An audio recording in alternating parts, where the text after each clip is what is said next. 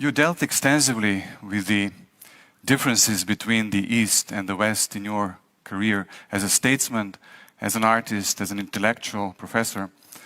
And you mentioned also that there is a gap that needs to be bridged. How do you see this gap can be bridged? First of all, let me try to bring some smile in this gloomy atmosphere.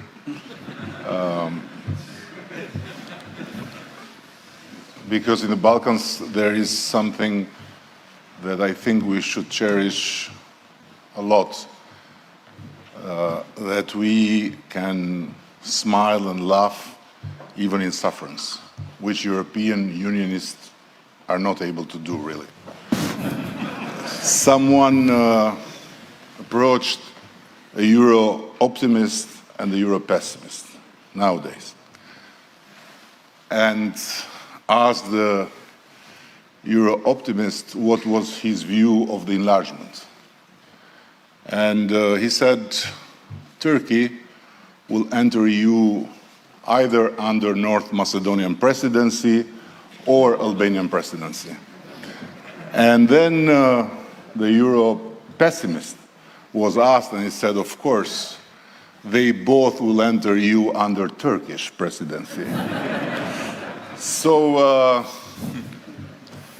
we have found a way to deal with all this Beckett incarnation through EU.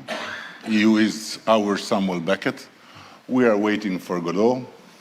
I don't know who is Vladimir and who is Estragon, me or Zoran, but for sure, North Macedonia and Albania are like these two people in the Beckett drama, when the one says, shall we go? The other says, let's go. And Beckett says, nobody moves. Of course, the beauty of it is that Beckett can show itself in the European Union through different colors and nations. Lately, he is Bulgarian. But we are here to fight. Why to fight? Because we are not seeking for a license to be Europeans. We are Europeans. Whatever people in the Union might think, whatever people in the Union might say, we are Europeans. And frankly, I am very, very thankful to the Prime Minister here and the President, of course, because finally, in this debate about future of Europe, we are invited. Of course, it's a side meeting. It's not the meeting, because it's very dramatic and funny, frankly, to see the European Union engaging in the debate future of Europe, and we are not invited. They could, at least for kindness, change the name, future of the European Union. Because if it's future of Europe, we are Europe, and there is no future of Europe without the Western Balkans within the European Union. If the European Union will continue like that, will be not good for us, but will be worse for the European Union, believe me. Not because I'm giving to the Balkans, all the weight that we always used to see each other when we were isolated, but because I'm frankly saying that you mentioned the founding fathers in the beginning. If the founding fathers would wake up and would follow this debate on future of Europe, I think they would think better dead than alive. And I have no proof, but they are turning in the grave. They are turning in the grave. What future of Europe? And debating for what? For like this priests in Constantinople when the walls were going down and they were discussing the sex of the angels. So, sorry for being so Balkanic, but this is the great thing of being a European from the Balkans. Because you never lose the sense of humor with your tragedy. Thank you.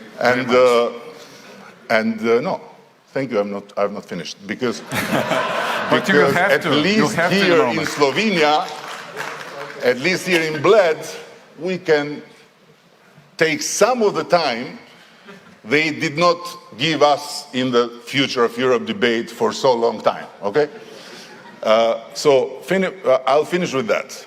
Please don't mention anymore the third actors, the third factors, because it's too ridiculous.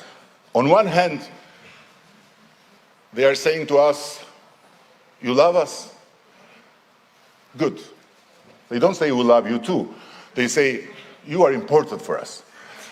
We will marry you one day. But until then, nor we can talk together, either you should talk to others. Of course, it's trying to prove our character and our loyalty, but it should not work like that. And nobody is coming to senses. We are not talking about becoming members. What enlargement? When we become members, I don't know, Macron, who is the youngest, will be writing memoirs. So we are talking about opening accession talks. Talk, just talk. Okay, Mr. Rama, thank you very much for a lively I want to take advantage presentation. And ask the President of Bulgaria, please, you Bulgarians, don't be purely European Unionist. Be a bit Balkanic. Open the way. Open the way. What are you trying to save there? You know? You are trying to save what? Open the way to talk. Let us talk with them, and then you are like Ballkani. You can be all the time in the way and saying, no, we block here, we block there, we stop here, we stop there. But open the way. What is actually wrong with the enlargement process so that it doesn't move forward? Which countries are actually behind this? Is there a political will? Should we move from the consensus decision-making to qualified majority voting when it comes to the enlargement? Are there any other possibilities? In all the decision-making process and in all discussions about enlargement, there is a big elephant in the room. The founding fathers were driven by idealism and goals.